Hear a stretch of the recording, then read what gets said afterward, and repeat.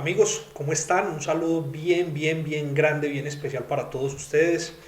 Nuevamente con su podcast. Este es el podcast de Alejo Ortiz y es un podcast que el día de hoy es muy especial porque lo había querido grabar hace mucho rato. Este es un tema, una información que no solamente es necesaria, sino que hoy en día se convirtió en obligatoria. Hoy en día las personas tienen que tener muy clara la necesidad de manejar sus finanzas correctamente y desde lo contable. Recuerden que hemos hablado mucho de que una cosa es la inteligencia financiera, que tiene que ver con las emociones relacionadas con el dinero, y hoy vamos a hablar de inteligencia contable, entender cómo la parte contable, los números, la legalidad, los impuestos, tienen un papel muy importante, porque muchas veces, créanme que esto vamos a hablar hoy con Yamir Ríos, un gran amigo mío que este tema lo maneja a la perfección, como muchas veces el buen manejo de la inteligencia financiera se puede ver opacado por la falta de inteligencia contable.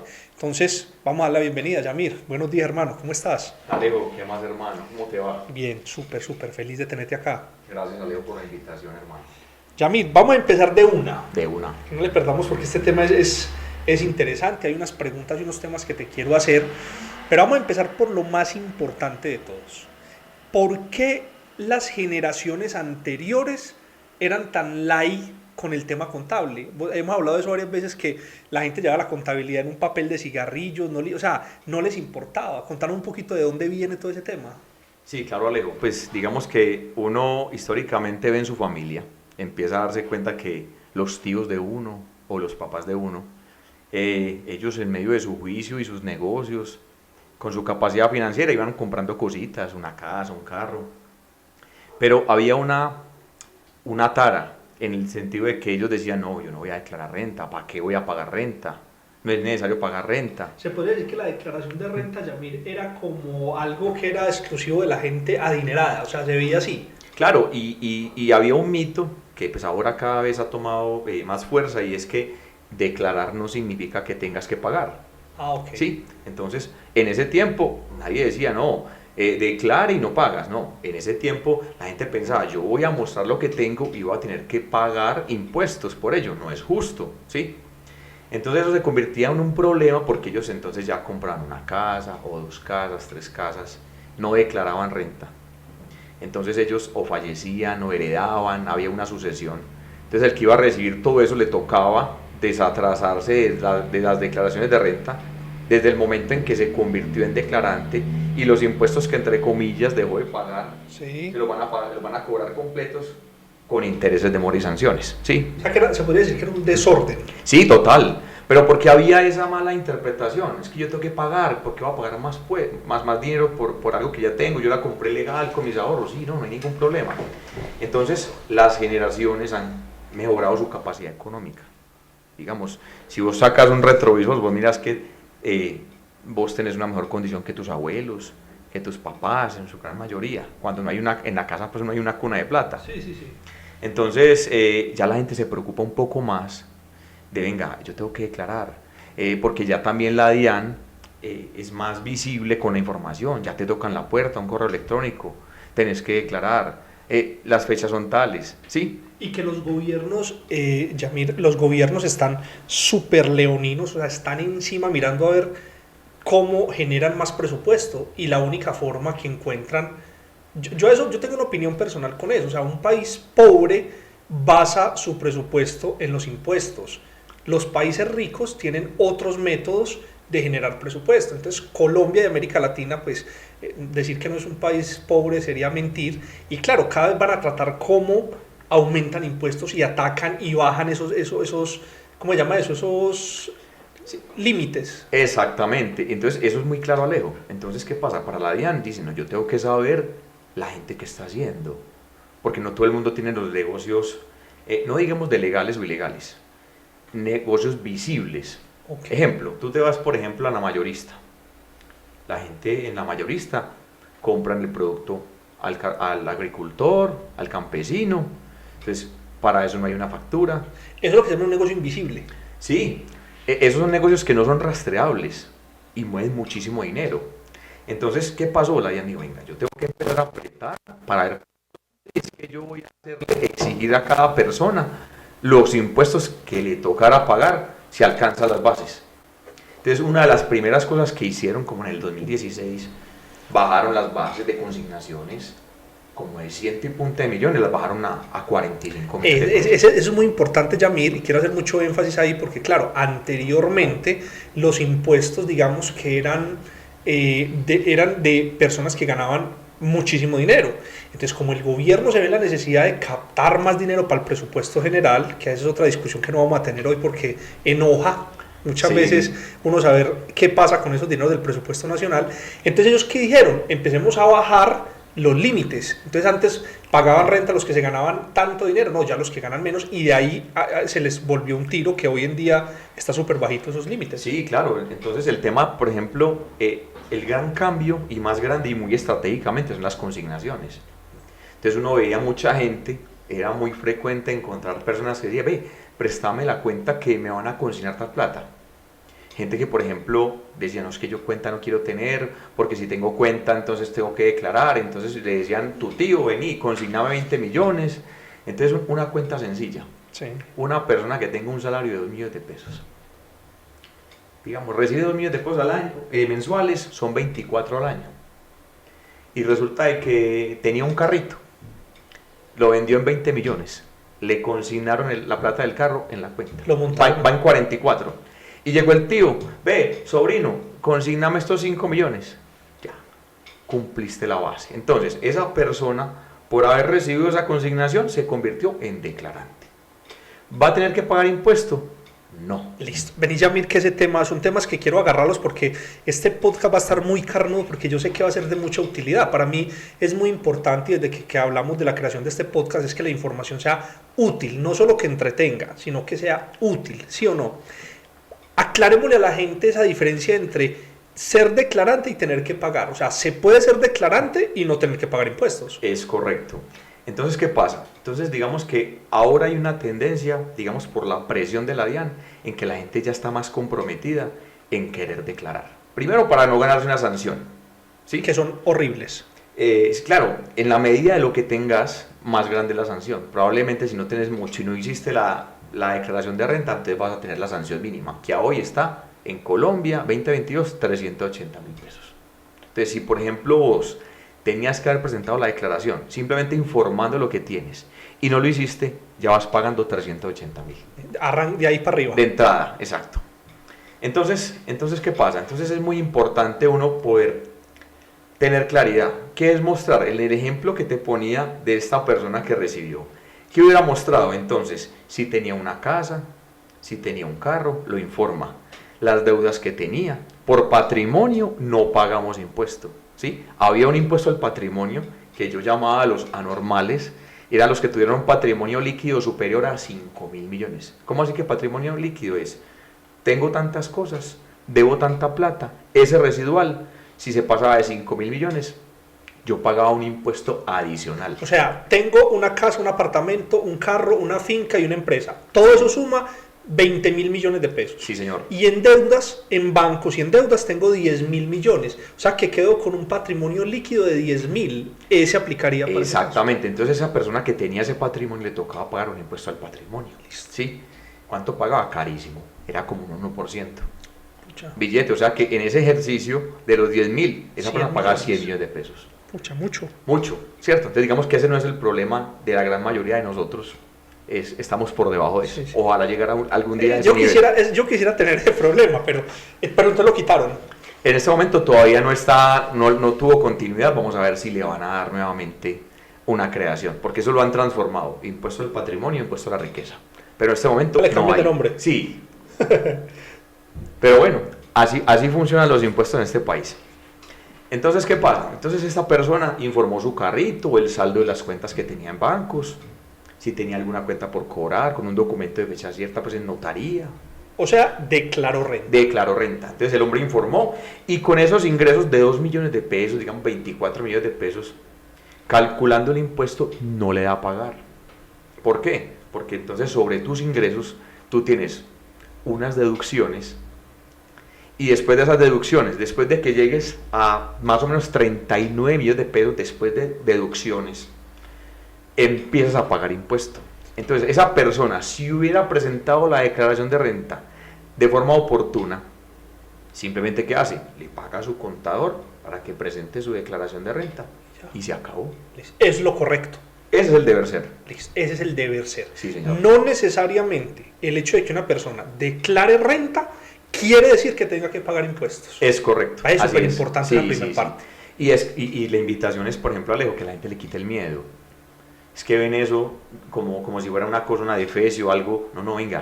Cada cual tiene que hacerse cargo de sus finanzas. Y hacerse cargo no es simplemente buscar inversiones con buena rentabilidad o que venía Alejo, decime que dónde me gano más plata, ¿no? Sí. Después de que ubiqué la inversión y que tengo un buen negocio, estoy haciendo trading en cualquier cosa, venga, yo cómo voy a empezar a reconocer esto dentro de mi declaración de renta, porque yo obviamente a más ingresos voy a mejorar mi capacidad económica. Entonces, dependiendo de lo que yo haga, si soy empleado y trabajo para una compañía, el tema tributario ya está descontado por derecha. O sea, sí, señor. El empleado no se preocupa por los impuestos.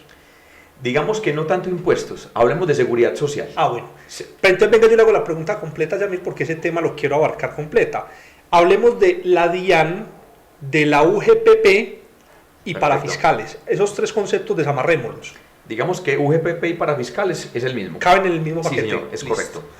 Entonces, ¿quién es la DIAN? Entonces, mira, la DIAN es, en Colombia, la Dirección de Impuestos y Aduanas Nacionales. Dirección de Impuestos y Aduanas Nacionales. Exacto. Entonces, ellos se encargan es la entidad recaudadora de impuestos. ¿Sí? Ellos son los que, ese es como el flujo de caja del gobierno. Sí.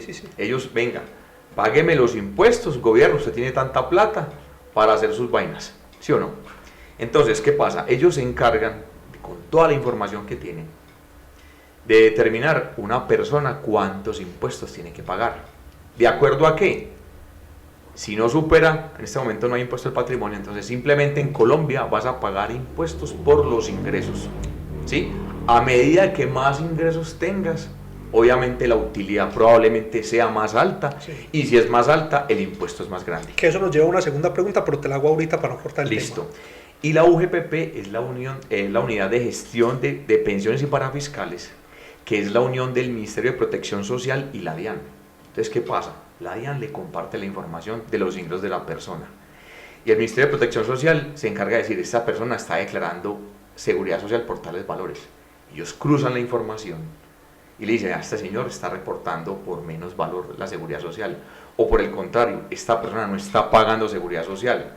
O se acostumbran a ver, por ejemplo, parejas de esposos, en donde el esposo es el asalariado, la esposa es la beneficiaria, y digamos la esposa está teniendo ingresos por arrendamientos, digamos que también que se puso a hacer trading o está vendiendo un montón de vainas y está teniendo ingresos, entonces la UGPP le dice, venga, usted tiene capacidad de pago, usted no debe estar como beneficiaria, ya usted tiene que ser cotizante. O sea que la puede ajusticiar. Claro, porque te va a decir que toda persona tiene que, eso es que yo no lo veo, digamos, tan malo, lo que pasa es que todo representa dinero, pero si vos hablas de país, lo que ellos buscan es que toda persona que tenga unos ingresos tiene que pagar seguridad social, como tú lo decías, el asalariado ya tiene su seguridad social descontada por derecho, sí.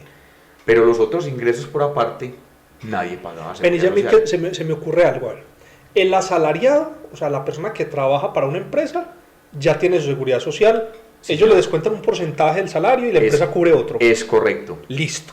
Las personas que están en condición de pobreza, indigencia, extrema pobreza o que ganan menos de un salario mínimo, los cubre, en este caso el Sisbén, ¿o cómo funciona? Sí, el Sisbén, ellos tienen pues como la atención de salud por el Sisbén. Por el Sisbén, que Exacto. Es un sistema estadístico donde los humanos manejan todo eso. Exactamente. Pero todo aquel que se gane como independiente, más de un salario mínimo, tiene que pagar salud y pensión. Es correcto, eso es tal cual. O sea que son dos obligaciones fiscales. Sí, señor. Salud y pensión, seguridad social y impuestos nacionales. Es correcto. Entonces, ¿qué pasa? Que las dos van a hablar un mismo idioma. Cuando uno ve los renglones de la declaración de renta, ellos ahí están dándose cuenta tú si estás aportando a la seguridad social o no. Entonces, no tienen que tener un montón de personas ahí contratadas para mirar si Alejo Ortiz está pagando la seguridad social por el valor que es. No, simplemente ellos validan los ingresos que tiene aparte de salario, verifica si existe en seguridad social. Sí. Si no existe, automáticamente requerimiento. Lo primero, es un software, ya es un software. Sí, y eso que digamos, han dejado, no sé si por la pandemia o qué, no han llegado tantas cartas, pero Alejo, hace 2, 3 años eso era miedoso. Carta, usted está declarando por una base menor, o usted es omiso, o sea, usted no existe en la seguridad social, usted figura como beneficiario, usted tiene que ser cotizante. Vení, Yamil, para que ese tema es bueno, entonces, tírate un ejemplo así de cabeza rápido, con números enteros, para que los podamos entender. ¿Cómo se tiene que declarar seguridad social? Ponete un ejemplo con un número redondo, con una cifra, no sé, de 2 millones, un número que sea fácil de entender a oído. Listo, entonces, ejemplo. Entonces, tú tienes, digamos que tú puedes prestar asesorías muy frecuentemente en esta época, una asesoría a una empresa, en lo que sea, 2 millones de pesos. Entonces, tú le pasas tu cuenta de cobro. La empresa ahora, para poderte pagar a ti, ¿qué te va a exigir? Un RUT, que es el Registro Único Tributario, que es donde ya tú figuras para la DIAN, que tú existes. Que eso les pide la DIAN. Exacto, la DIAN, tú sacas el RUT, entonces ahí dice cuál es tu dirección, correo electrónico, tus datos, cuáles son tus códigos de actividad económica, tú te puedes dedicar a varias cosas. Sí. Entonces te van a exigir de que ese RUT coincida con la actividad que estás desarrollando. Por ejemplo, si yo soy contador y voy a cobrarle 2 millones de pesos a una empresa, mi RUT tiene que decir el código de actividad económica de contabilidad. Listo. Fuera de eso me van a exigir, como es una prestación de servicio personal, que yo cotice por el 40% de lo que estoy facturando. O sea, de esos 2 millones. Exactamente, entonces el 40% de 2 millones corresponde a 800.000. En este momento el salario mínimo en Colombia está en 1 millón. Entonces nadie puede cotizar por menos de 1 millón de pesos. O sea que mi cotización sería por 1 millón de pesos. Perfecto. Por 1 millón de pesos, ¿qué va a pagar? 12.5% de salud, 16% de pensión, y digamos que me pueden exigir ARL. ¿Cuánto suma? La ARL es el 0,522. ¿Cuánto suma todo eso? El 29.22%. Ah, pucha. De ese millón de pesos yo voy a pagar 290.000 pesos. Listo.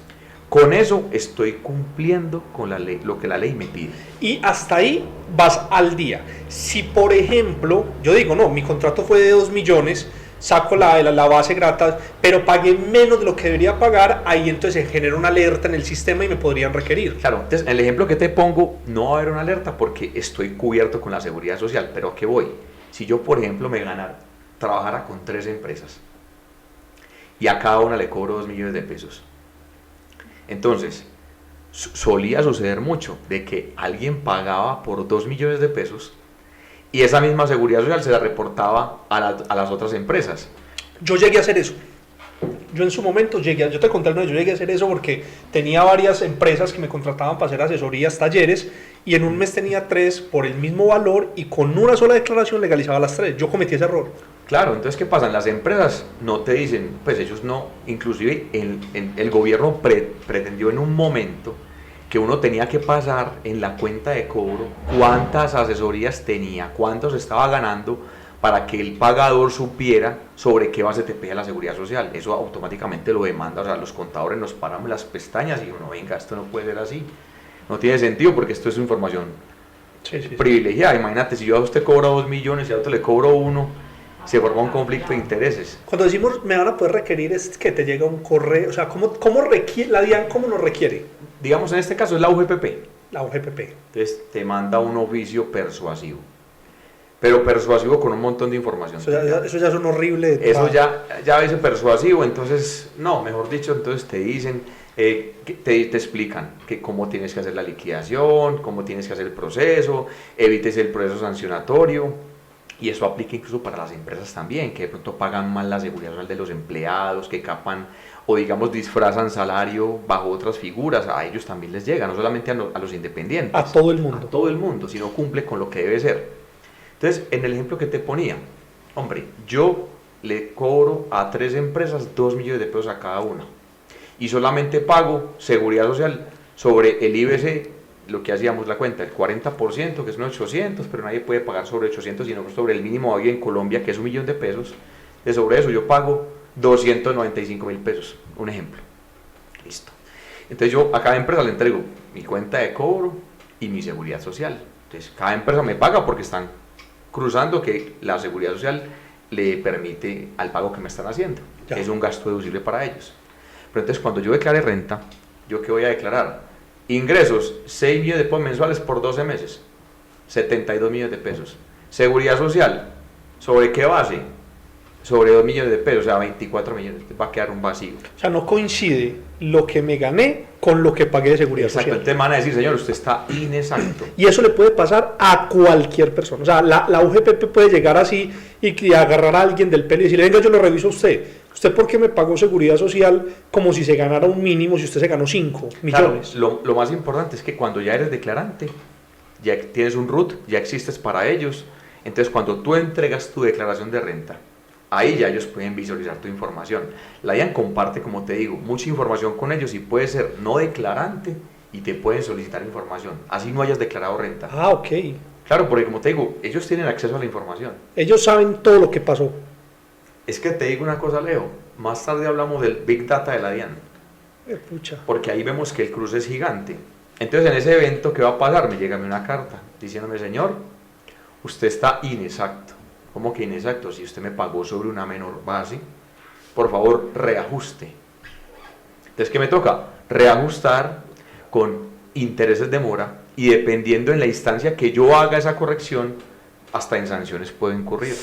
Pucha. Entonces, lo que tenía que haber pagado desde el minuto 1, no lo hice, ahora lo voy a pagar más caro.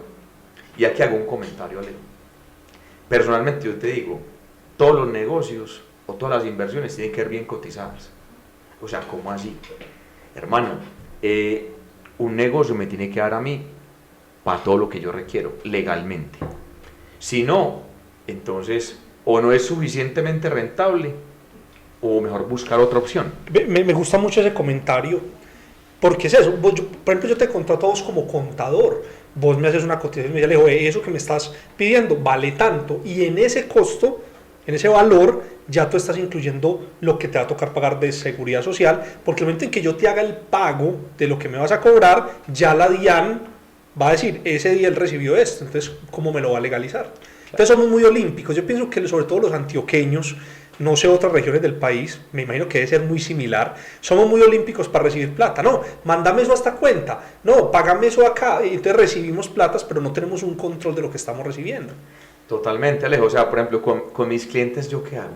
La primera pregunta cuando yo me entrevisto con alguien y digamos esa persona comercializa cosas con IVA, yo lo primero que le digo es, vení, ¿vos qué pensás del IVA? Ah, no, es que ese IVA no es mío. Hermano, estamos hablando el mismo idioma. Sí, ese impuesto de más que me lo paga a mí el cliente, no es mío, porque yo tengo que hacerlo a la DIAN, ¿cierto? Una cosa es que después de lo que yo compre con IVA y se cruce, sí, lo de recupere. Exacto, le pague un poquito menos por ese mismo cruce, pero otra cosa es cuando yo estoy contando con la plata del IVA para el flujo de caja o para el mismo negocio, que suele suceder. Entonces, pero te hablaba de cotizar bien un negocio. Sí. Porque entonces no tienen en cuenta todos los costos asociados a esa producción de ingreso, entonces está mal cotizado, entonces cotizas muy barato, se te escapó que tenías que pagar industria y comercio, que es un impuesto que pagan en Colombia, en los municipios. Entonces, ay, que tenía que pagar tal cosa, ay, yo no tenía, entonces ¿qué? Pasaste de ganar a perder. Sí, y pasa muchísimo, pasa mucho. Pero algo así. Oíste, Yamir, y después se quieren cubrir con el contador. Ah, no, entonces, ¿qué dice? No, venga, ahí sí, hermano, venga el mago, venga, ayúdeme, que cómo hacemos, qué hay que hacer. Entonces, yo siempre les digo, o sea, coticemos bien los negocios, siempre, o sea, cotice bien con los imprevistos, porque simplemente es una sumatoria de Alejo. Si yo tengo muchos negocios y de cada negocio yo voy a tener utilidad, si tengo muchos negocios voy a tener más utilidad, sí, que es un trabajo de tu asesor tributario. Ahí viene una pregunta que te quiero hacer, que me parece súper importante, y es muy amplia, pero ayúdame como a cerrarla en lo justo, y es, ¿cuál es la función de un contador en la vida de un empresario? Leo, es muy sencillo. El contador no te ayuda a edificar tu negocio, o sea, tu negocio vos lo tenés ya plasmado, o sea, vos vas a vender, vos vas a enseñar, vos vas a producir. En eso nosotros no tenemos conocimiento en el tema del acto, el procedimiento para llevar ese producto final. La misión de nosotros como contadores es, tienes que tener el control de todas tus transacciones.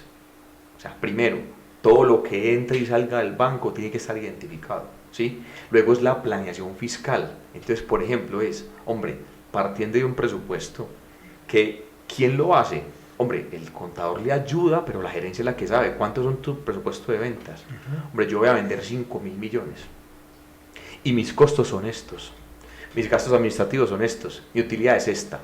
1.000 millones, un ejemplo. Y a mí, yo pienso que es un tema, hablemos por ejemplo, una persona que venda productos por Instagram, lo debe hacer, una persona que haga uñas, lo debe hacer, una persona que haga videos para YouTube, o sea, cualquier actividad económica debe hacer ese ejercicio. Claro, Alejo, y no segmenta si es una gran compañía o un emprendimiento, absolutamente, por lo mismo, porque entonces empezás a mirar si vas a formalizar un negocio, porque digamos que uno puede empezar su negocio sin ser empresa, no siendo responsable de IVA porque no cumple ciertos topes para facturar, ¿de acuerdo? Entonces empezás a decir, no, es que si yo soy legal, ya no me da. Ahí hay un problema de raíz. Que parcialmente es cierto, o sea, digamos que una persona que hace kumis artesanal aquí en la casa, pues llegar a vender yogur le implica, y legalizarse le implica una inversión en infraestructura, en marcas, en INVIMA, que uno entiende que no le va a dar, pero desde el momento en que la persona hace kumis artesanal, sí puede tener una contabilidad clara. Claro, Alejo, y hay una cosa muy importante, yo no estoy diciendo que es que tienes que ser empresa, todo el mundo, no. Mi recomendación siempre para las personas que me conocen siempre es, venga, empecemos el negocio de forma personal y encárgate de validar que ese sueño sí se materializó, porque si no, uno ve unas burbujas que se montan y venga, y entonces voy a hacer esto, voy a vender todo esto, y se montan en el barco y empiezan a mirar que es que no era así. Entonces yo prefiero que empiecen, venga, empecemos bajo perfil, ¿sí?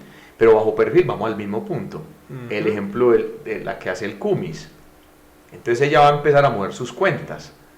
Es que le empezaron a consignar, empezó a vender. Entonces, si vos en lo pequeño no sabes si está siendo rentable, imagínate cuando tengas una empresa. Entonces ahí viene el tema del contador. Entonces el contador no es que te ayude a pagar menos impuestos.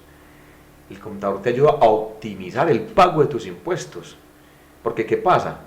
Si vos facturaste tanto de IVA y compraste tanto de IVA, el contador ahí, ¿qué te va a decir? Tienes que pagar tanto.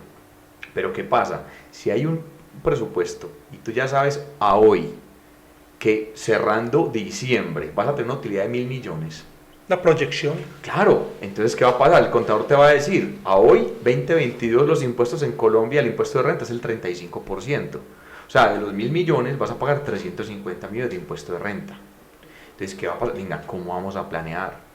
Para que esa utilidad sea lo justo para el negocio. Hombre, ¿hay que pagar un impuesto? Sí, claro, totalmente. Pero quizá si no tanto, puede que sea menos o puede que sea más. Pero entonces ahí está una planeación. Alejo. Ahí hay una pregunta importante, Yamir, que ahorita, porque quiero entrar en el tema del Big Data, porque ese es un tema que creo que todos tenemos que estar con los 4 ojos, pero es un tema importante, es decir, todas las personas que generen utilidad a partir de un negocio tienen que declarar renta, y el máximo valor de renta es el 35%. Para las personas jurídicas. Jurídicas. Es correcto. Dependiendo del ingreso tan alto que sea para una persona natural, se equipara la misma tabla. Es casi lo mismo, sí, pero pongamos ese rango máximo de 35. Sí, señor, es correcto. En el ejemplo que pusiste de 1.000 millones, en utilidad se pagarían 350, pero es a partir de que yo empiezo a decir, pero vengo un momentico, es que yo pagué esto, yo tengo estas deudas, yo tengo lo otro, y ahí es donde el contador optimiza ese pago de impuestos. Claro, entonces por ejemplo, son cosas que uno dice, hombre, son 1.000 millones de utilidades, que 5.000 de ingresos, 4.000 de costos y gastos, me quedaron 1.000, sobre 1.000 fue lo que yo me gané de mi negocio. Entonces ya uno empieza a mirar, venga, miremos la estructura de cómo están los gastos de la empresa, cómo se pueden hacer algunas inversiones o otros gastos que te beneficien a ti directamente como dueño de la empresa, para que esa utilidad al final del camino no sean 1.000 sino 500.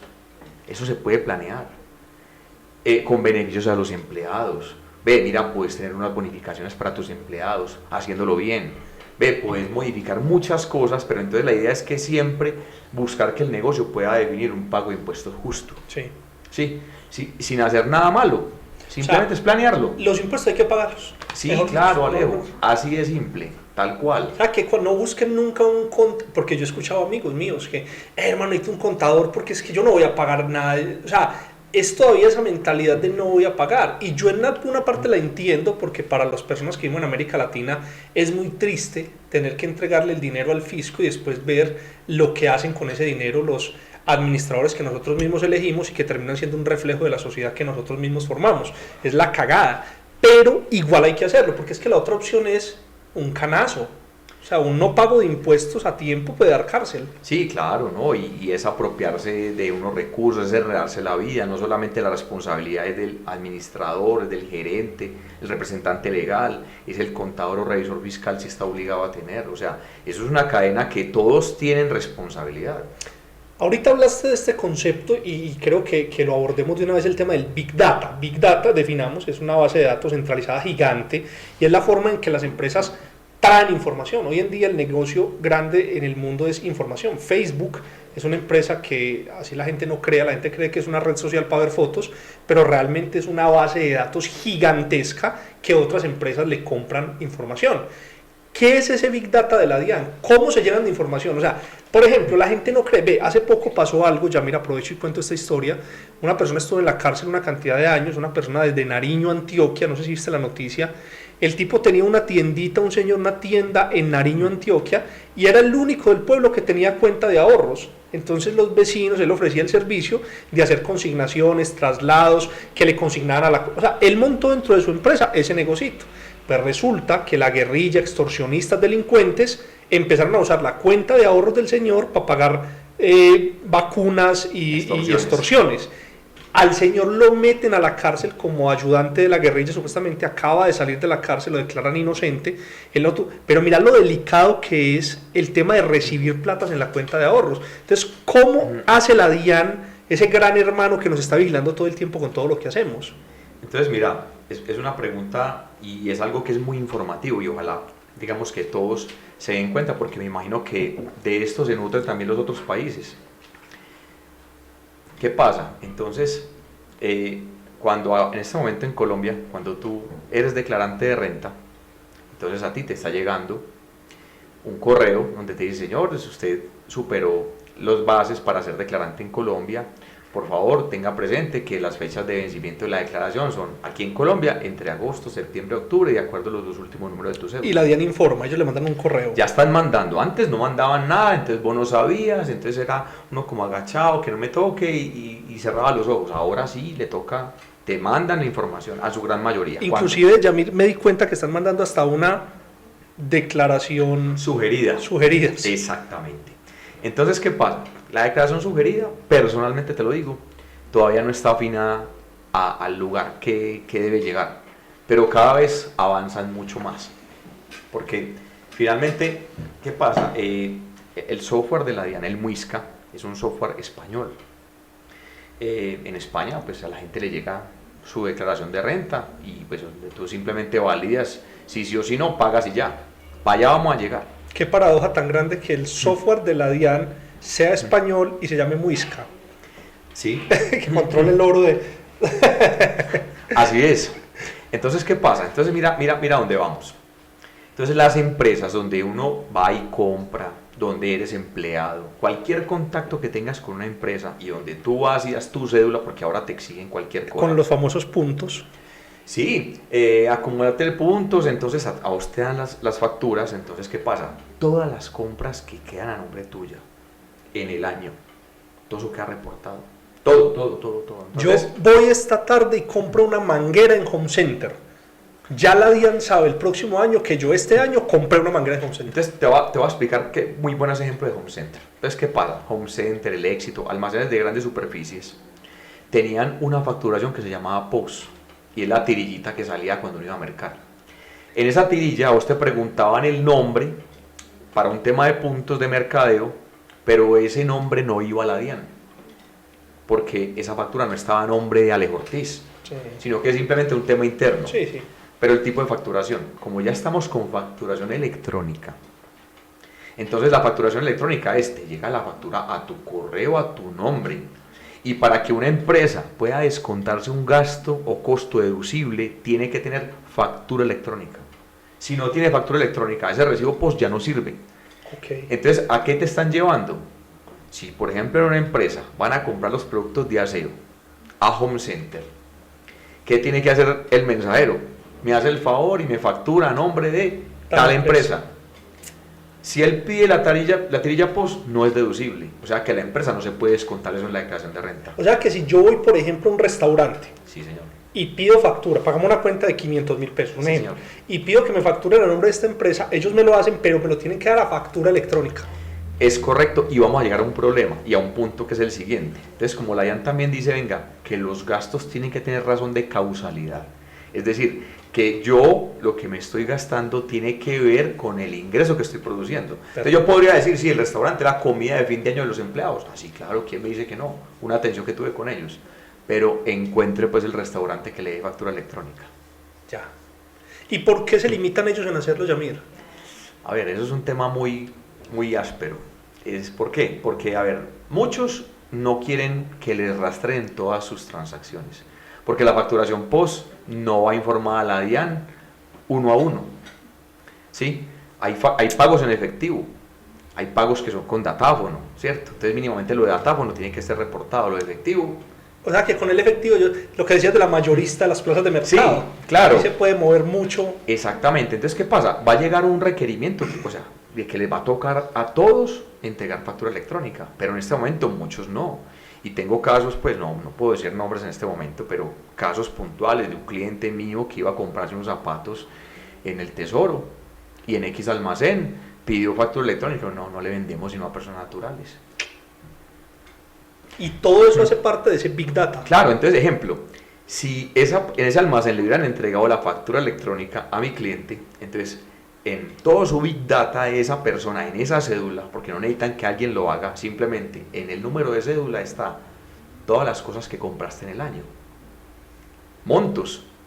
Entonces viene el punto, Alejo, la señora que estaba haciendo el cumis, hombre, vendía en el barrio y muy bacano y todo eso, y sus consignaciones y todas esas vainas, y la señora hacía sus compras. Entonces resulta que en el año, que no es nada fuera del otro mundo, la señora compró sus muebles, fue a Tugo, fue a no sé qué, a comprar muebles, comprar su mercado, sus vainas y listo. Resulta que la señora compró en el año 45 millones de pesos y no tiene ningún ingreso declarado. La DIAN dice, pero vení, ¿de dónde sale la capacidad de pago de esta persona? Si compra y no vende. Entonces, requerimiento le puede indicar, venga, usted por qué no está declarando renta, o de dónde es la fuente de sus ingresos. Es que ahorita, por ejemplo, ahí Pipe me estaba mandando un mensaje de algo que pasó y aplica. Hay dos casos que te quiero preguntar. Uno, este chico Jefferson Cosio, que hablamos estos días del influenciador, que está ganando muy buen dinero, él decía que él iba a delatar a todos esos almacenes que no le dieran factura electrónica. O sea, que mira que le pedimos a una parte de la sociedad que se legalice, pero otra, o sea, es un juego de poderes. Y te voy a contar una cosa que me pasó a mí personalmente, Yamir. Cuando yo tuve la finca y sembré café y vendía café, yo le vendía el café, parte se lo vendía a la Federación de Cafeteros, pero otra parte la vendía a un comprador, amigo mío, que me daba mejor precio a veces por el café. Y listo, la cosa quedó así. ¿Cómo te parece que el año pasado, en la información exógena de la DIAN, me apareció a mí una venta de café? Y yo no vendo café hace 5 años. Entonces yo decía, no, esto es imposible. Y me aparecía que por un valor X yo había vendido tanta cantidad de café. Entonces yo llamé al señor y vení. Y resulta que me di cuenta que seguían utilizando mi cédula para legalizar. ¿Qué estaba sucediendo ahí? Yo no entendí realmente el fondo, pero sí entendí que estaban utilizando mi nombre y mi cédula para eso. Entonces yo le informé a la DIAN de ese error y pues le dije al hombre que pilas con eso. ¿Qué estaba sucediendo ahí? Entonces, ¿qué pasa? Una de las grandes formas de que la gente busca disminuir pago de impuestos es con costos y gastos. Pues a veces costos y gastos no hay. Entonces, muchas veces aprovechaban de personas como vos, formal, buena gente, vení y vendiste en algún momento determinado, se quedaron con tu RUT y simplemente informaban de que vos les habías vendido a ellos, que eso para ellos es un gasto, ¿sí? Entonces con eso disminuían ellos utilidad. Entonces eso le pasaba muchas veces en las fincas, pasó mucho, eso me tocó verlo a mí, sobre todo mucho en temas alejados de la ciudad. Sí, sí. El empleado le cargaban de que había vendido tantas cosas y le habían comprado. En ese tiempo el Big Data no estaba tan robusto como ahora. Ahora, como te digo, te llega una declaración sugerida, Sí. que no está correcta. Pero entonces, ¿qué pasa? Justificar gastos con terceros que no saben era una práctica muy frecuente. Es más, te digo una cosa, tenías que ver la gente afuera del éxito, en las basuras del éxito de Home Center, sacando tirillas, post, para meterlas como costo en la empresa. ¿Quién justificaba que sí o que no? Es que hay una cantidad de conceptos, Yamir, que es difícil amarrarlos, y más que la gente no tiene educación contable, no tiene educación ni financiera ni contable. Partamos de una realidad: las personas no tienen educación financiera, mucho menos contable, por eso la necesidad de los contadores. Hay una diferenciación también muy grande que yo quiero que hagamos, Yamir, y es la diferencia entre ingresos y consignaciones, que de eso hablamos en estos días y son dos cosas completamente distintas. Totalmente, entonces, y son muy importantes, porque entonces, ¿qué pasa? Finalmente, tú declarabas, si cumplías un tope de ingresos, hablemos, digamos, con cifras del 2022, mejor dicho, del 2021, de lo que ya pasó. Sí. Si alguien en Colombia, en el 2021, recibió consignaciones por 49.800.000 pesos, por más de ahí, ya tiene que declarar renta. Ok. Listo, informar lo que tiene. ¿De acuerdo? Ingresos que tuvo, lo que hablamos ahorita. El hecho de que no los informe no quiere decir que la DIAN no sepa. Estamos de acuerdo. Es que allá es donde vamos a llegar. Uno piensa que no, pero es que los bancos tienen que reportar mensualmente toda la información, ¿sí? Entonces, ¿qué va a pasar? Entonces puedes cumplir la condición de consignaciones, tienes que ser declarante. Entonces, vamos al ejemplo que tomamos ahorita. Entonces resulta de que la persona que se ganaba 2 millones de pesos mensuales, le consignaron 24 millones por los ingresos de su actividad. El salario. El salario. 20 millones de pesos que vendió un carrito. Okay. ¿Que hay otro impuesto adicional? Sí, una ganancia ocasional si el carro se tuvo por más de 2 años, y si no, se toma como renta ordinario, que ya después podemos hablar de ese tema también. Y resulta que el tío le dijo, recibe estos 10 millones de pesos que yo no tengo cuenta. Entonces, 24 más 20 son 44 y 10 son 54. Entonces, cumplió por el tema de consignaciones para ser declarante de renta. Chulo ahí. Listo. Entonces, ¿qué va a presentar en la declaración de renta? Ingresos, 24 millones de pesos. ¿Qué se viene para la DIAN? ¿Cuánto recibió en consignaciones? 54 millones de pesos. ¿Cuánto reportó de ingresos? 24. Entonces la DIAN te puede decir, venga señor, esos 34 millones de pesos, esos 30 millones de pesos de más, ¿de qué son? Ah, sí señor, 20 millones de un carro que vendí y 10 millones que me prestó un tío y yo los devolví. Esa es una justificación. Una justificación, pero estoy dejándolo pues súper bajita. Pero ¿qué nos encontramos nosotros cuando estamos haciendo las declaraciones de renta? Personas que tienen consignaciones por 400, 500 millones de pesos y unos ingresos de 80 millones. Entonces venga, te consignaron 500 millones de pesos, tienes ingresos por 80 millones de pesos, justifique los 420. Vea, Yamir, sabiendo de antemano que la DIAN no ve mi canal de YouTube, le voy a decir una cosa: yo he cometido ese error. Yo he recibido a veces más consignaciones que no representan ingresos, porque son o favores o movimientos, digámosle, golondrinas, que entran y salen ahí mismo, o sea, es transaccionales. Entonces es un error gravísimo. Y te pongo un ejemplo, Alejo. Tú que también conoces el tema de criptomonedas, muchas veces la gente en una transacción de criptomonedas, la comisión de utilidad por esa transacción es mínima. Sí. Hombre, alguien necesita, ah, listo, 20 millones necesitas, ah, bueno, entonces venga, 20 millones que me consignan en mi cuenta, yo a la otra persona le transfiero, digamos, 19.500, en eso me gané 500.000, pero entonces, ¿qué va a pasar? En mi cuenta queda una consignación de 20 millones. Y ahí es donde viene el tema: consignación no es ingreso. Exactamente. No todo lo que consignen en mi cuenta es un ingreso para mí, no necesariamente. A la hora de yo justificar el total de esas consignaciones, donde uno se queda sin peso, porque entonces si esa transacción de los 20 millones que hablamos, vos la haces 100 veces. No hay cómo justificar eso. Entonces vení, ¿cómo así? Recibiste 200 millones de consignaciones y estás pagando pensión por el mínimo. ¿Y eso qué es? Vení, ¿cierto? Entonces un tema, hay algo que se llama materialidad.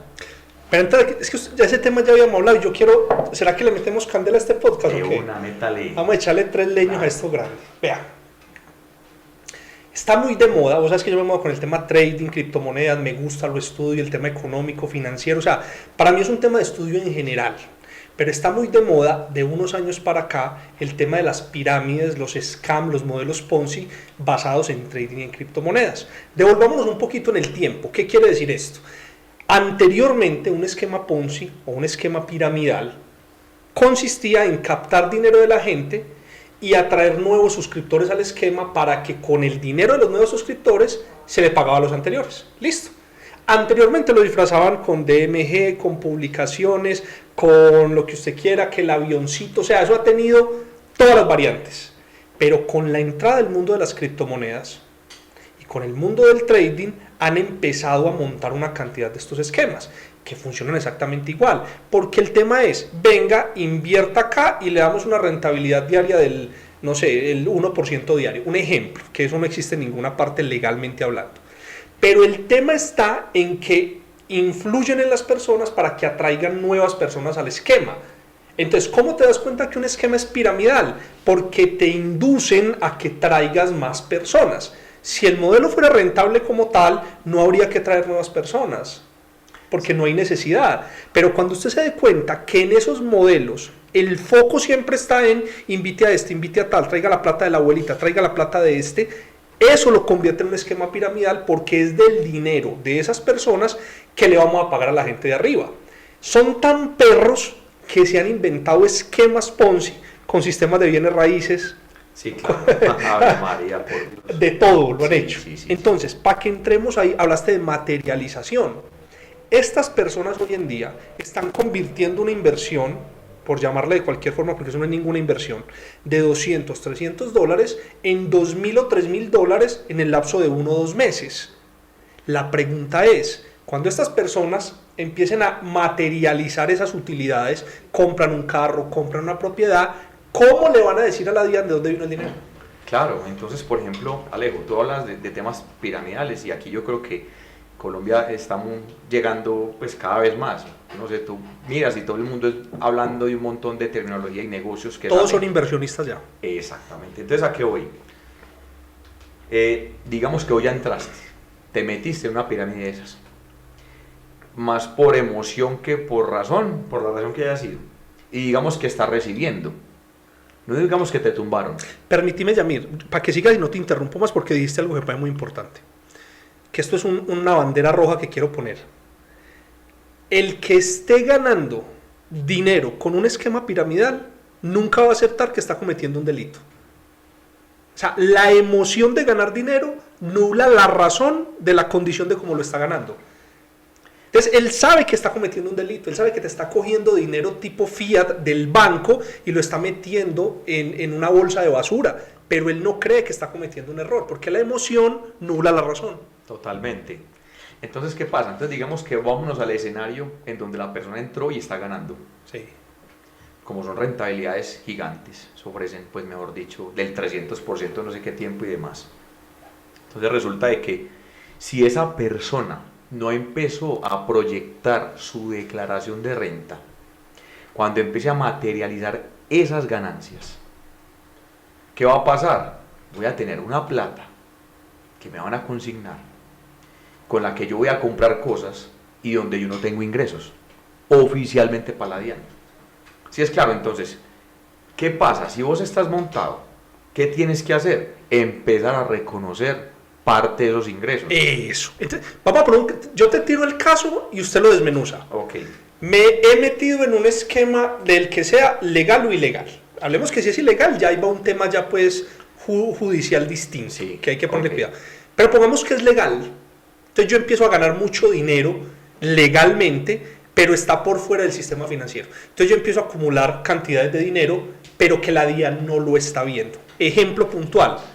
Pasé del año 2020 a ganarme 100 millones de pesos en el año, al año 2021 a ganarme 300 millones de pesos en el año. Por la DIAN no los vio. Claro, de acuerdo. Entonces ¿qué pasa? Estamos en Colombia, ¿cierto? Sí. Y sabemos que el manejo del efectivo es complejo, por muchas razones.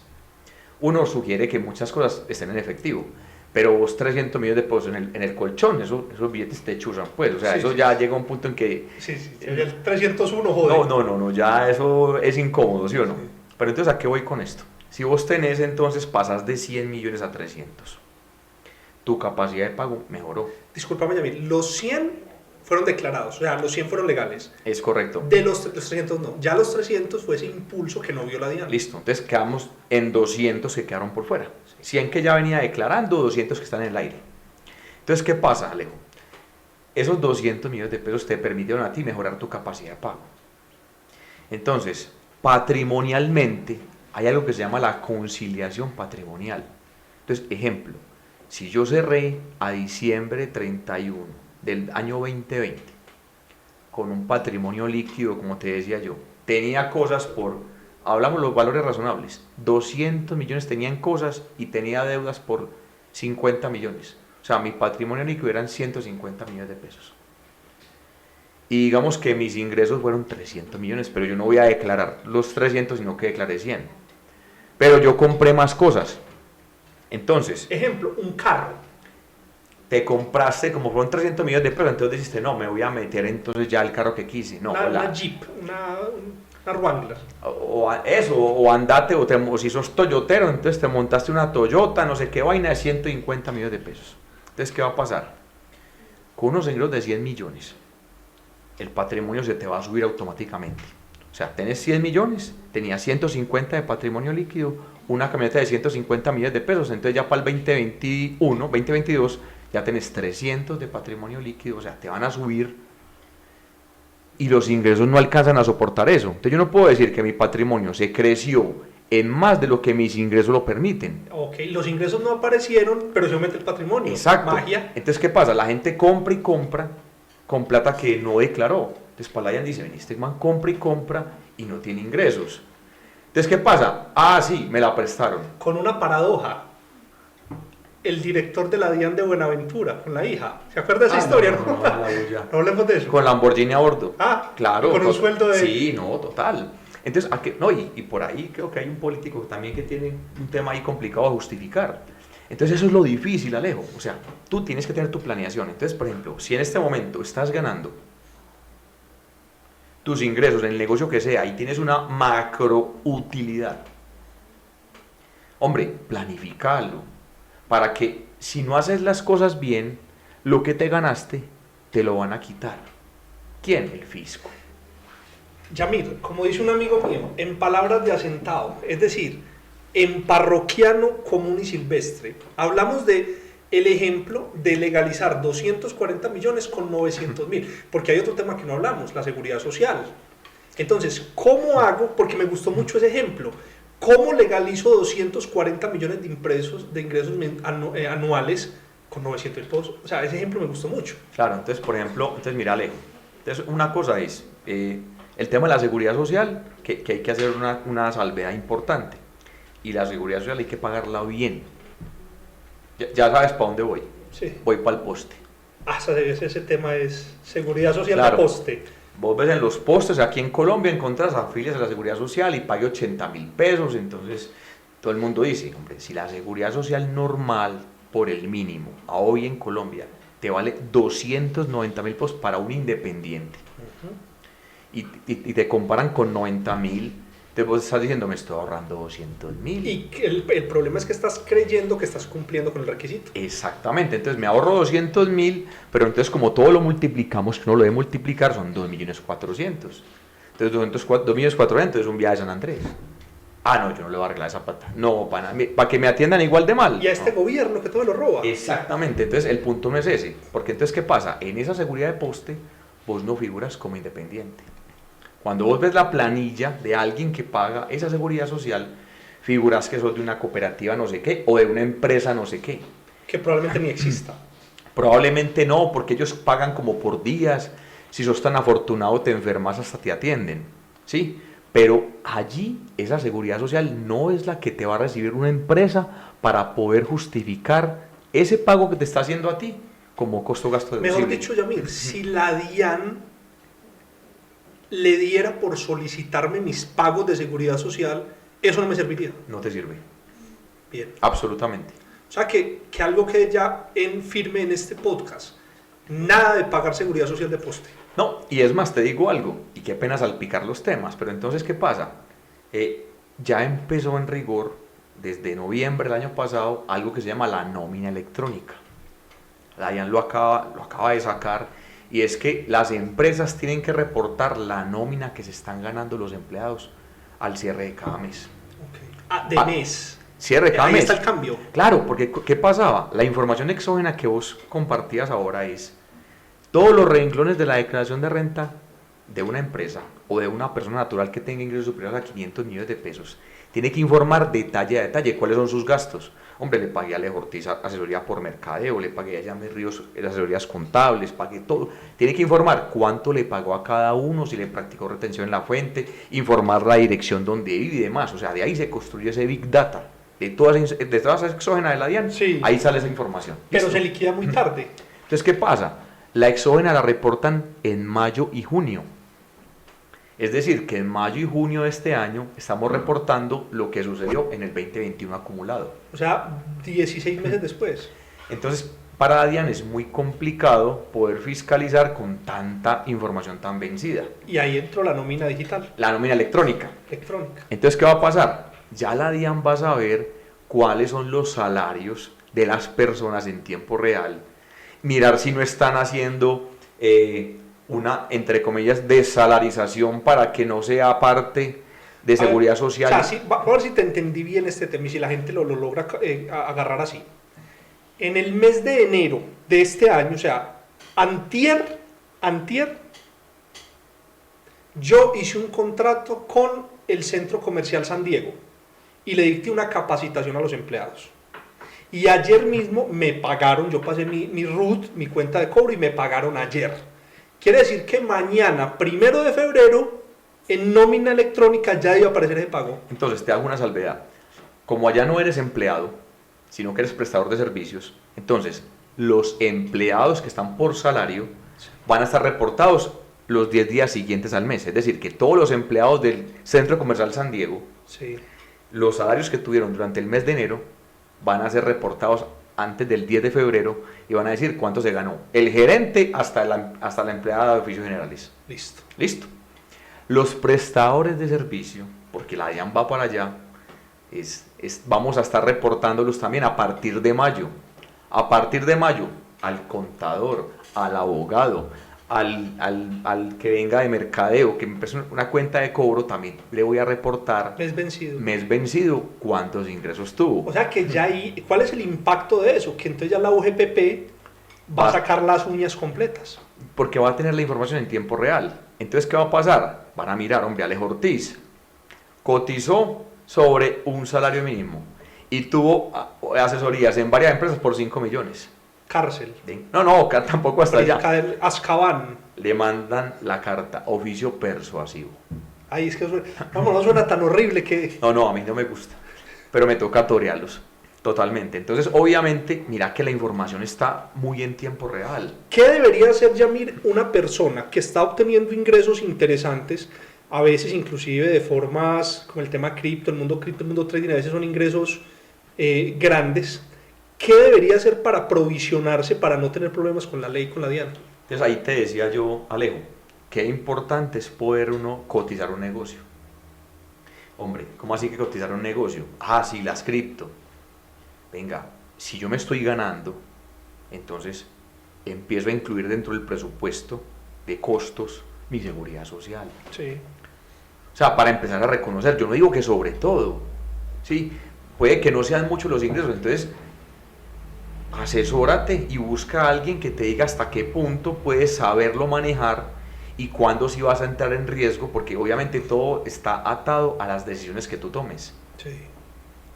Si tú eres una persona que dice volador hecho, volador quemado, que yo no compro nada a nombre mío, pues cada cual verá. Lo que pasa es que hay un tema, Yamir, que también quiero preguntar porque no se puede generar. Tú decías en estos días que hablamos, cada persona es un universo contable. Entonces este tema no es una regla general. Sí. Cada persona hay que cogerla con pinzas. Eso es muy importante, Alejo, porque ¿qué pasa? Hay personas que ya tienen un patrimonio formado. Hay personas que están desde cero y les está yendo muy bien. Entonces mi visión hasta dónde va. No, es que yo me quiero comprar, yo ya tengo mi apartamento, entonces quiero comprarme una finca, un carro que no tengo, quiero comprar un lote, quiero comprar un CDT, lo que sea. Pongamos un caso de la vida real. Pipe, resulta que Pipe dice mañana, me quiero comprar una Prado TXL 2022. ¿Qué implicaciones tendría esa compra para Pipe? O sea, ¿el qué tendría que tener en cuenta a la hora de hacer esa compra? O sea, ¿cómo pasa él esa compra de lo emocional a lo racional para marearse? Listo, entonces un ejemplo. Pipe empezó, hizo el curso de trading con vos, le gustó, se encariñó, le empezó a ir bien. Resulta que Pipe en el primer año se ganó 150 millones de pesos. Los tiene ahí, para sacarlo del broker.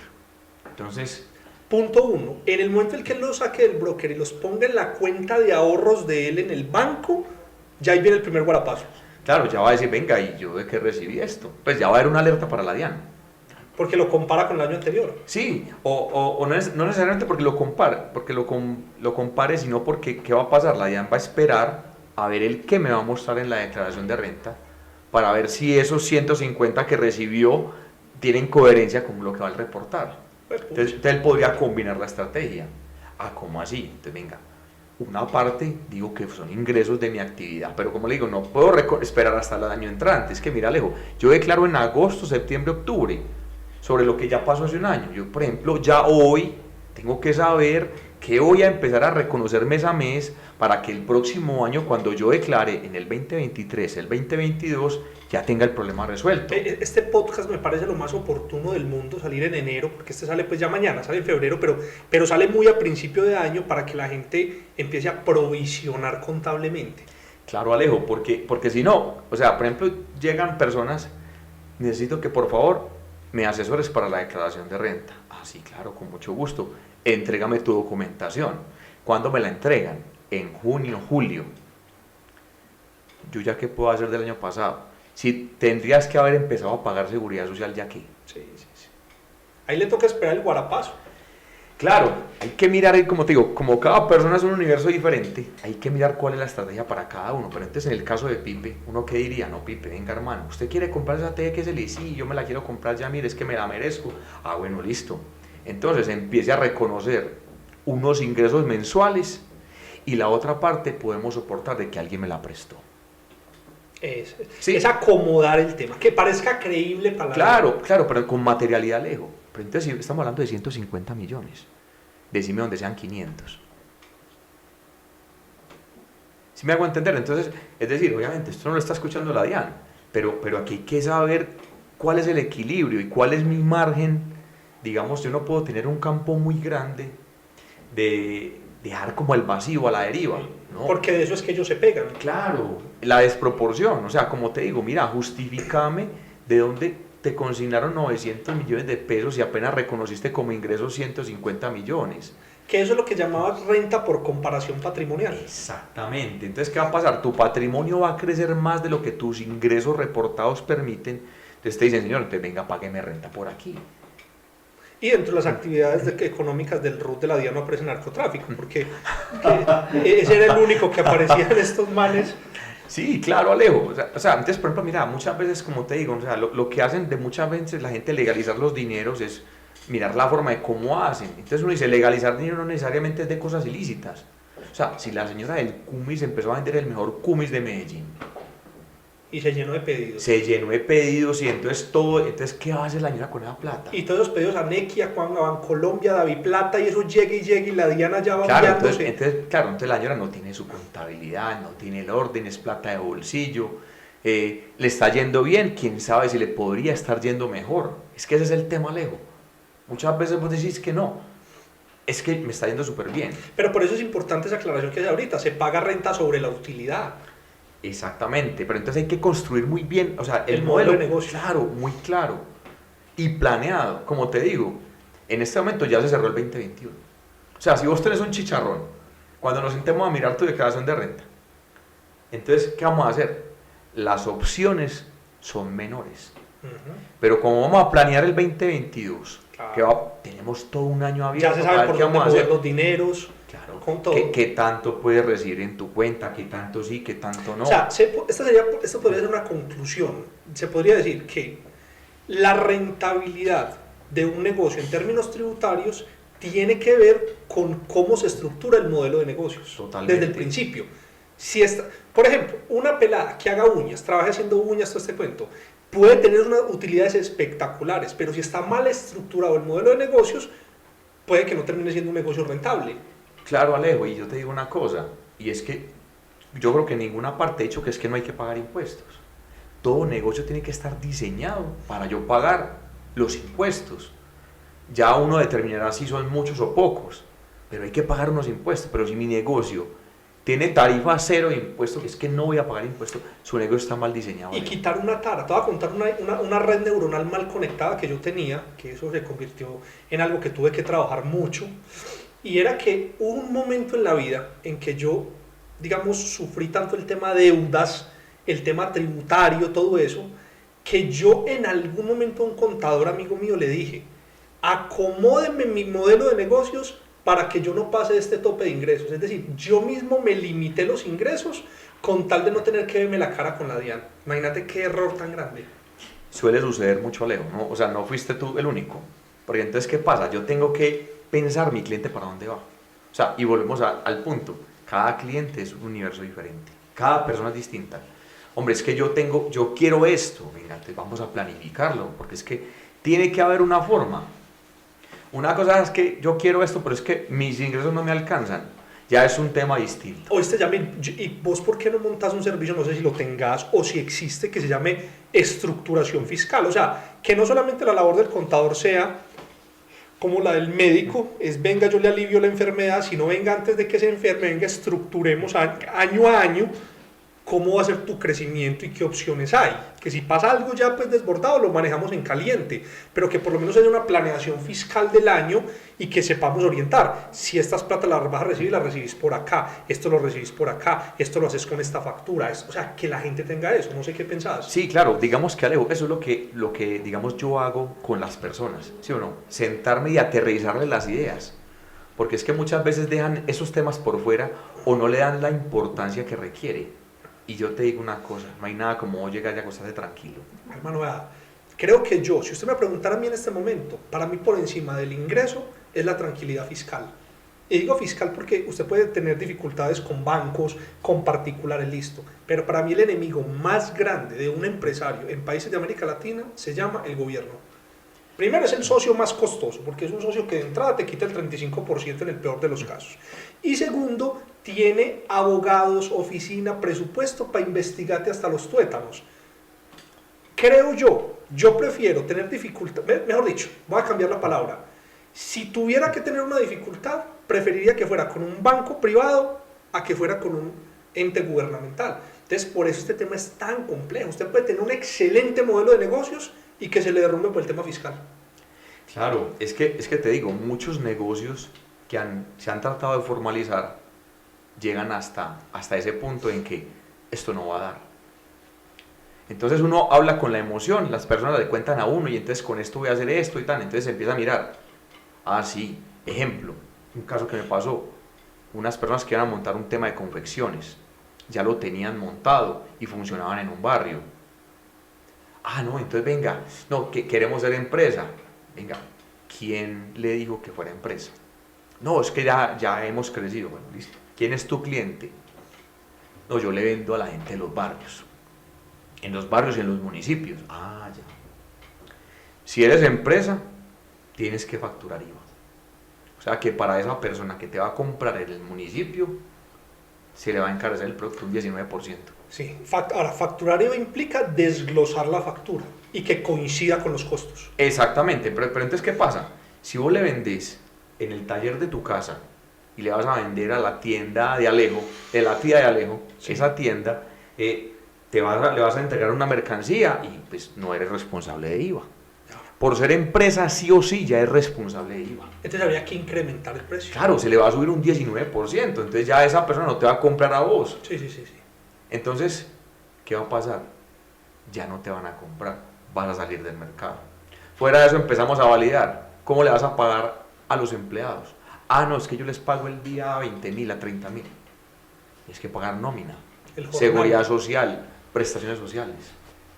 Ah, no me da. Su negocio está mal diseñado. Entonces, aquí otra conclusión importante. Diseñe también su negocio, inclusive antes de echarlo a andar. O sea, que el primer paso, siéntese con su contador y estructure el modelo de negocio y ahí se da cuenta qué tan rentable es o no. Porque tú dijiste algo ahorita que me llamó mucho la atención. Hombre, yo tengo que costear, tengo que precificar mis servicios entendiendo que den para pagar impuestos, seguridad social, que yo tenga una utilidad y que la persona quede bien atendida. Pero si yo, para que la persona quede bien atendida, después tengo que ir a tener un problema con la DIAN, estoy precificando mal. Claro, no, es que, Alejo, eso es así de clarito. O sea, entonces hay cosas que en lo operativo yo no conozco. Hay cosas que en lo fiscal yo conozco. Pero entonces cuando empezamos a alinear las dos cosas, a estructurar una información en conjunto, y vemos de que, hombre, y esto, y esto, yo no sabía esto, yo no sabía esto. Cuando eso que yo no sabía lo llevas a la práctica, a números, entonces aparece que es que me va a ganar 500.000 pesos. 500.000 pesos, tengo que tener 12 empleados, 15 empleados, o sea, el desgaste, si un cliente, la producción quedó mal hecha, cualquier imprevisto, la plata que te ibas a ganar se te fue. Total. Entonces, eso aplica para todo negocio, Alejo, para todo. O sea, cualquier ingreso que vos tengas, llévalo a números. Aterrizar todas las connotaciones que tenés, todas las implicaciones fiscales, legales y listo.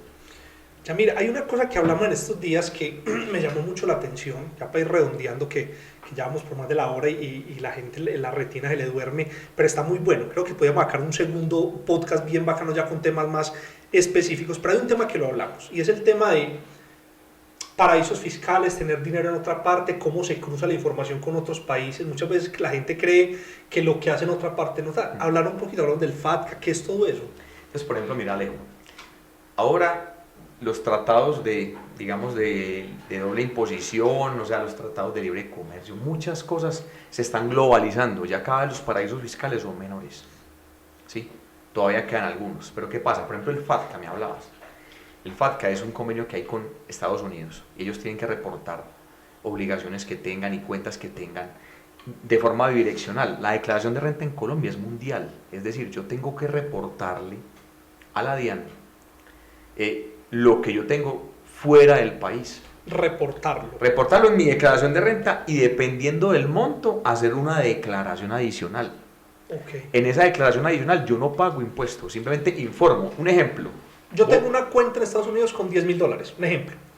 Tienes una cuenta con $10.000, digamos que está en el Bank of America. Listo. $10.000 son, a plata colombiana, 40 millones de pesos. El tope para que tú tengas que reportar, más o menos está como en 71 millones de pesos. Ok, o sea que todavía estoy fuera del radar. Entonces, ¿qué pasa? Tú lo reportas en tu declaración de renta en Colombia, que está ese dinero allá. Si fueran $100.000 o $50.000, o sea, que se pasa de los 70 y punta millones de pesos, ahí sí tendrías que complementar una declaración de activo fuera del país, diciendo que tienes en Orlando la suma de $20.000 y listo. Pero no pago impuestos. No pagas impuesto. Informas. Si no lo informas, hay sanciones. O sea que ahorita que estalló, por ejemplo, ese escándalo de los Panama Papers, de los Pandora Papers, tuvo que ver es con que esas personas no informaron eso. Sí, claro. Lo que pasa es que también hay un trasfondo, porque eran también sociedades que se constituyeron, que no existían para legalizar costos y gastos. O sea, en Netflix está la película, ¿la viste? La lavandería. Ay, María, qué película tan Claro, claro, totalmente. Entonces, digamos, busca la gente sacar el dinero del país, pero entonces también tienes que reconocerlo, ¿sí? Y también está el OCDE. Y no sé si estos días, yo creo que vos lo subiste, el tema, la DIAN está fiscalizando, está buscando la forma de tratar de cómo identificar las transacciones de criptomonedas. Me parece que hay un tema que es complejo. Inclusive yo pensaría, Yamil, que montemos en estos días otro podcast exclusivamente para tema fiscal y criptomonedas. Vamos a hablar solamente trading, criptomonedas y todo el tema contable. Porque ¿qué está sucediendo? Hay un fenómeno y es que las personas hoy en día están enloquecidas, estamos en la fiebre de las criptomonedas, que eso hay que manejarlo con mucho cuidado. O sea, no todo lo que brilla es oro. Acuérdate que la sal también parece azúcar, entonces hay que ponerle mucho cuidado. Entonces, ¿qué está sucediendo? La gente está yendo a los bancos a retirar el dinero fiat de los bancos y se lo está entregando a particulares a cambio de criptomonedas en una billetera o en un exchange. Ejemplo, vos me dices, Alejo, quiero comprar $10.000. Un ejemplo, esto es un ejemplo, ¿listo? Entonces, vos vas a tu banco y retiras 40 millones de pesos, $10.000. Me los entregas a mí en efectivo. Yo lo que hago es que le compro con esos 40 millones a alguien que vende criptomonedas, los 40 millones yo me gano una comisión y a tu billetera te pasan las criptomonedas. Esa fue toda la transacción. Entonces, ¿qué está sucediendo? Está desapareciendo el dinero del banco pero no está volviendo a aparecer en ninguna parte en Colombia. Claro, Alejo. Y así pasó con DMG. Es lo mismo. Lo Es mismo, el o sea, mismo fenómeno. y no es nada malo, sino que es que los bancos, y por ejemplo el tema de bancarización, que es otro tema grueso, es que a ti te obligan de que todos los gastos que tú tengas por la empresa tienen que ser bancarizados. O sea, por ejemplo, si tú vas a pagar la nómina al empleado, a que tengan efectivo, no, bancarizada. Exactamente. Entonces, claro, ¿para qué bancarizada? Para poder fiscalizar. Y que los bancos viven de ese dinero que reposa en las bases de datos de ellos, porque esas son bases de datos. Es correcto. Entonces, si el dinero fiat empieza a salir del sistema, hay una ley muy linda, la habla Warren Buffett y Benjamin Graham hablan de esto, y es cuando el dinero malo aparece en el sistema, el dinero bueno se esconde. Tal cual. Entonces empieza a salir el dinero bueno del banco, se desaparece, se va para Binance, se va para Exchange, se va para manos privadas, narcotráfico, o sea, hay muchas cosas detrás del mundo de las criptomonedas, lastimosamente, por eso es un tema que hay que estudiarlo desde la razón y no desde la emoción. Entonces, ¿qué está diciendo la DIAN? Vení un momentico, esto hay que meterle el diente ya, o nos vamos a desangrar, porque es que la gente está cambiando el billete de papel, que en teoría tampoco es que valga mucho, pero ese billete de papel se está convirtiendo en un archivo digital, en una base de datos, y nadie está pagando impuesto de esos. Entonces ya están todos los gobiernos mirando cómo El Salvador ya está haciendo un piloto ahí raro, pero es cuestión de 1 o 2 años en que más países empiecen a aceptar las criptomonedas como moneda legal de cambio, porque si no lo hacen, es el equivalente a la legalización de la droga. Mientras usted más lo restrinja y más ilegal lo ponga, más dinero se le va a fugar por ahí. Claro, y entonces si las personas, aparte de que primero sacan dinero de los bancos, ¿Qué desaparece? no queda ningún rastro. Fuera de eso, te vuelves experto en o hacer trading, o manejar criptomonedas, dejarlas a largo plazo como sea, y se te duplicó, triplicó, la inversión te fue bien. Entonces viene esa plata para retornar otra vez a Colombia. Que no la meten los bancos. Exactamente, entonces se maneja en efectivo, pero con ese efectivo... Comprar una casa. Y después la casa la tiene que legalizar. Es un enredo. Claro. Ese tema ya merece un capítulo entero. Regalamos 2 conclusiones de este primer tema que hablamos sobre qué le recomendarías a las personas que están empezando a emprender o que tienen un modelo de emprendimiento desde el punto de vista contable.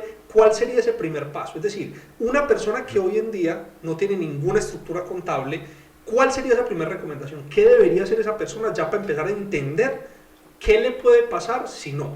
Eso por un lado. Y la segunda recomendación ahorita, ¿qué tipo, o sea, mejor dicho, respondamos a la primera, ahorita le hago la segunda para no enredarte, que esta es más complicada. Listo, entonces lo primero es, toda persona que tenga una idea de negocio, ya sea a nivel macro o micro, entiéndase, a nivel macro es montar una empresa, a nivel micro es que voy a hacer trading. Sí. Algo pequeño. Aquí hay algo muy bueno que dijiste ahorita y dice, hablamos de buenos rendimientos. Un buen rendimiento no es necesariamente lo que usted se gana, sino que lo que le queda después del proceso. Claro, claro, entonces uno va y mira, usted entra, usted sabe, sí, voy a abrir un CDT, 2.4% efectivo anual. Entonces, primero entienda qué es efectivo anual. Antes coja esa tasa y diríala entre 12. Eso que le dio es lo que yo me voy a ganar mensual. Haga lo mismo con el negocio. Entonces, ¿cuánto es lo que yo voy a tener de rentabilidad después de descontar todos mis gastos? Siéntese con un financiero, con un contador, con alguien que conozca y le pueda dar claridad sobre esos datos que no conoce. Y recalcule ese porcentaje. Ok. Entonces, porque uno muchas veces que se encuentra lejos, negocios macro con una rentabilidad así de pequeña que les da más la plata en otra cosa que teniendo que emplear su tiempo. Esa reflexión merece un video completo, porque ese ha sido el análisis personal mío. Yo recuerdo cuando yo estaba en la universidad, ya era empleado, ya trabajaba en la universidad y estudiaba en la misma universidad, empecé a leer a Kiyosaki y de las grandes reflexiones de Kiyosaki para mí fueron esas. Si finalmente me voy a tener que gastar el tiempo trabajando para alguien para ganarme X cantidad de plata, ¿qué tal si yo aprendo un arte y con esa misma cantidad de tiempo genero mucha más rentabilidad? Claro, es que es así, Alejo, o sea, los negocios hay que revisarlos. O sea, yo te digo, antes de tú dar el primer paso, invierte todo el tiempo que sea necesario para validarlo.